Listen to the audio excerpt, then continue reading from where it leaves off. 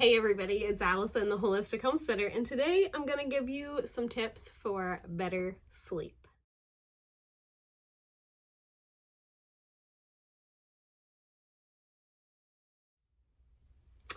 I have friends who, every time I talk to them, are like, I don't sleep.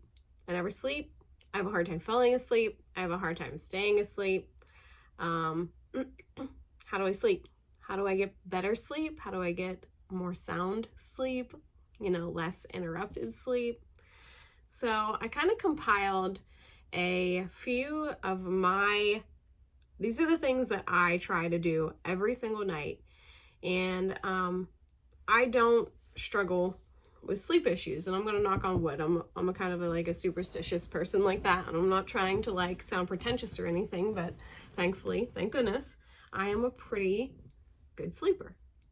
I have no trouble falling asleep or really staying asleep, and I wake up at the same time pretty much every single day without an alarm. That's just how it goes.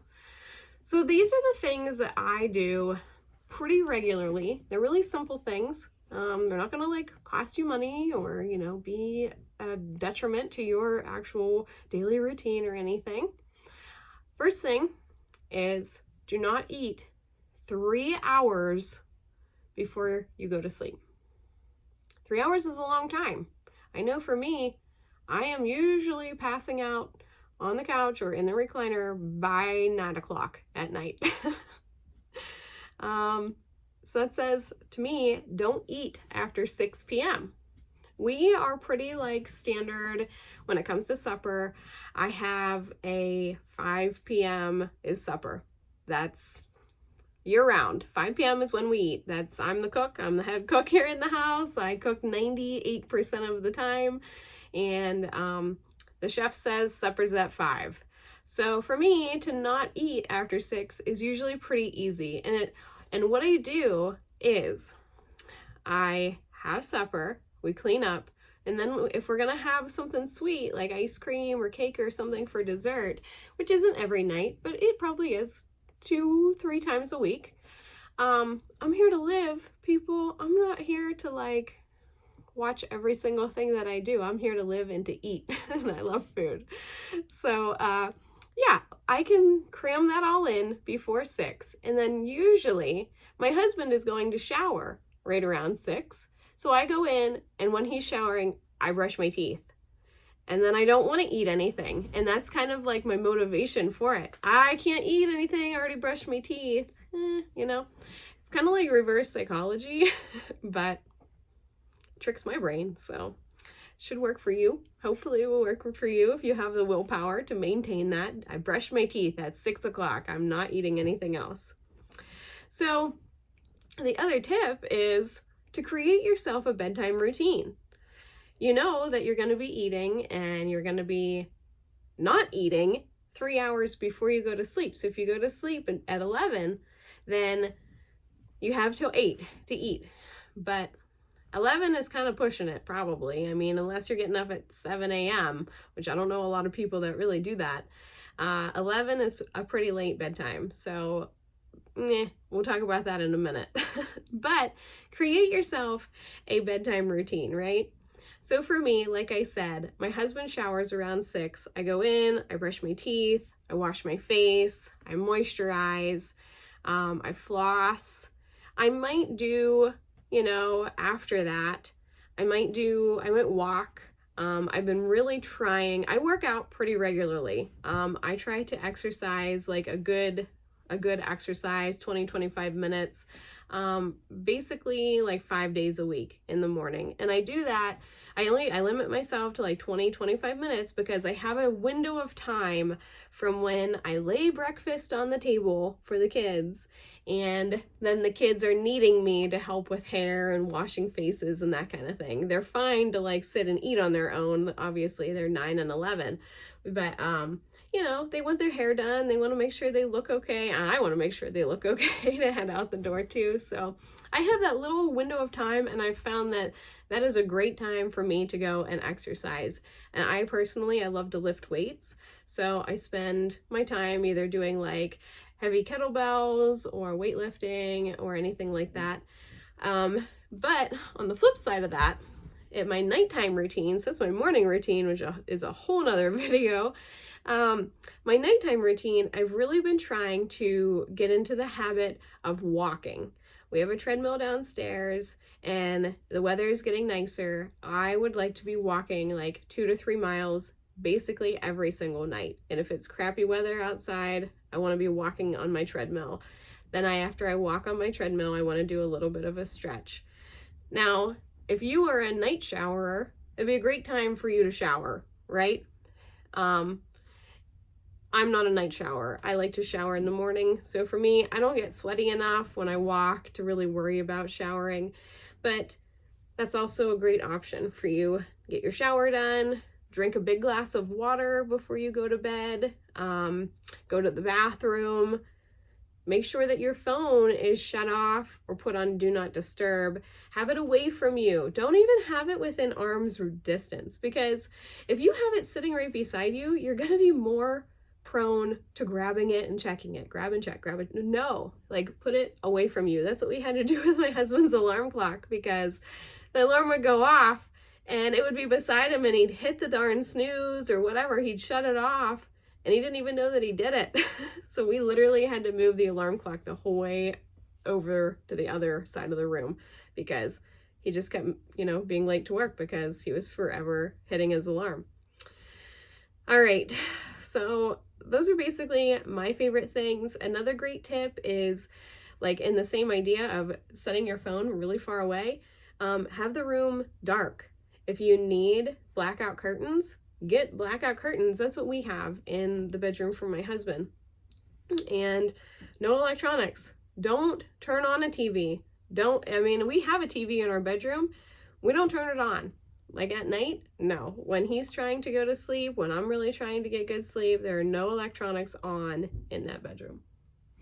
So if we are going to talk about sleep, I've gone through, what my bedtime routine is. And I touched on, not eating before bed, creating your bedtime routine, maybe some light exercise or getting your shower if you need to. Try not to have any electronics on or even near you if possible. Put your phone on do not disturb. And, if we really want to get into the nitty gritty of it, put it on airplane mode. Don't even have your Wi-Fi enabled. Shut it off if you can. That gets back to the whole EMF radiation kind of a thing, which is another video also. But get your phone away from you, have all the electronics turned off. Just create like this Zen-like atmosphere. If you are into meditation or into prayer, that would be a great time to do that whenever you first lay down in bed. For me, I usually kind of do a gratitude thing. Like in my head, I just say the things that I'm so thankful for, and just listing that out, 3 to 5 things, if possible, things that you are grateful for. It just kind of sets the tone for, when you go to sleep, you're in this mindset of being thankful and considerate and grateful and respectful. And then I just think that kind of carries through as you sleep. But then the herbalist side of me also needs to touch on a few herbs that are good for helping with sleep. Now, I know that a lot of people are like, melatonin, melatonin, melatonin, melatonin.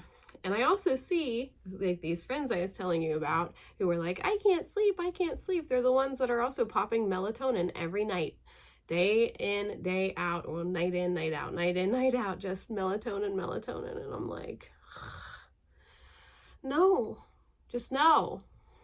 It's not good for your body to be constantly fed something like that.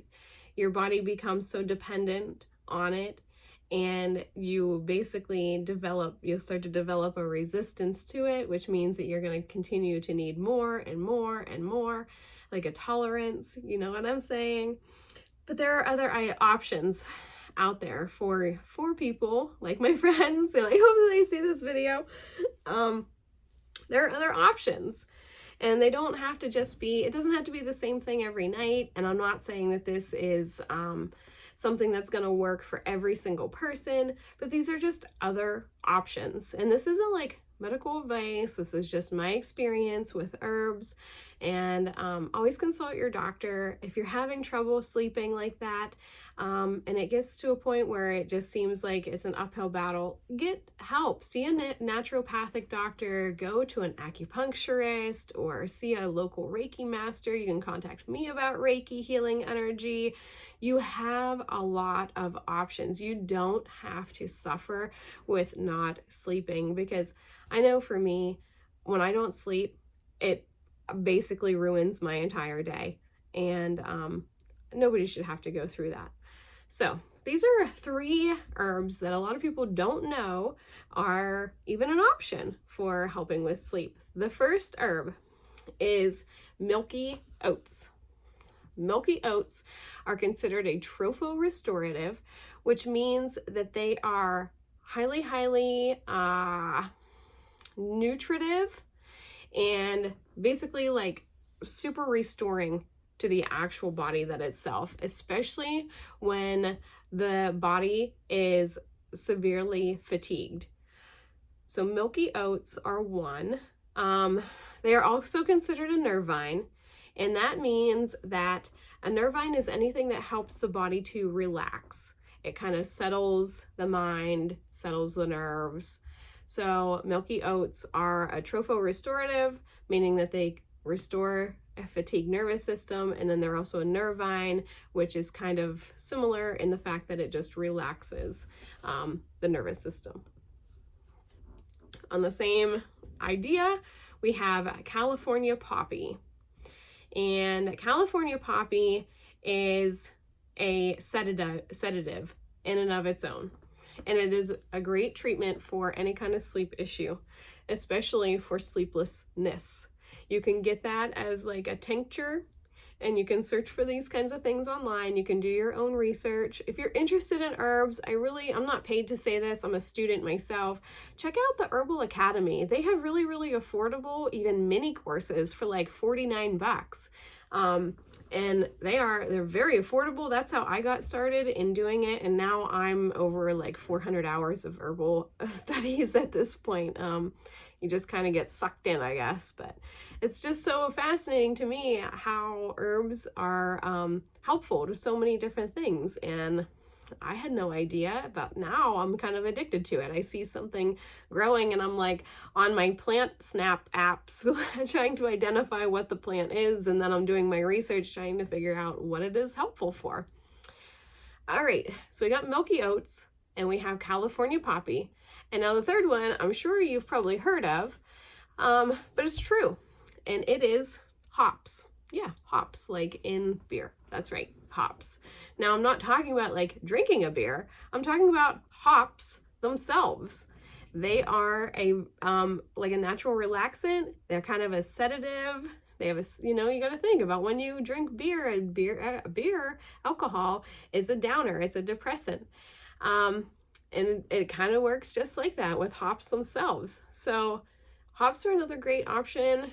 And there are other herbs even beyond those 3. I'm just touching on those 3 in general. I think down the road, I'm probably going to get into like doing an herb series. And so I might do like another video similar to this. It's all about sleep, but it's just going to be about like the top 10 herbs or something. I want you guys to understand that you shouldn't just take these ideas and run with it. Always do your own research, contact your doctor, set up an appointment with an acupuncturist or a chiropractor, or like I said earlier, the Reiki master. There's sound healing, there's meditation. There are so many things and people out there that are happy to help and to get you through something like sleep issues. It doesn't just have to be popping a pill or taking a melatonin. It doesn't just have to be one thing. It doesn't have to be just the stuff that I say. It can be a whole umbrella of these are the things that help me sleep better, and that is a-okay. In my opinion, popping a pill would be the last thing that I would be trying to do, but that's personal opinion. All right, everybody. I hope you have enjoyed my video all about sleep and how to get better sleep, so we know when we're not going to be eating 3 hours before bed. We're going to create a really good bedtime routine. Make sure you're exercising throughout the day. At least try to get yourself 10,000 steps in. Maybe try to do some 10 minutes of cardio every day. I don't really care who you are. I know that we're all loving TV nowadays, right? We all have our Hulu and our Netflix, and pick a show. Pick one show. I don't care what it is. Let it be one single show, and every day you watch an episode of that show, and when you're watching that episode of the show, you exercise. You either, do some sit-ups, do some crunches, do some planks, like get yourself some exercise. And then remember, don't just turn to melatonin or popping some kind of Unisom pill or anything like that. Consider herbs and consider your other alternative healing methods like acupuncture and chiropractics and sound healing and Reiki healing. Know that there's help out there for you, and that there is light at the end of the tunnel, and there's sound sleep waiting for you.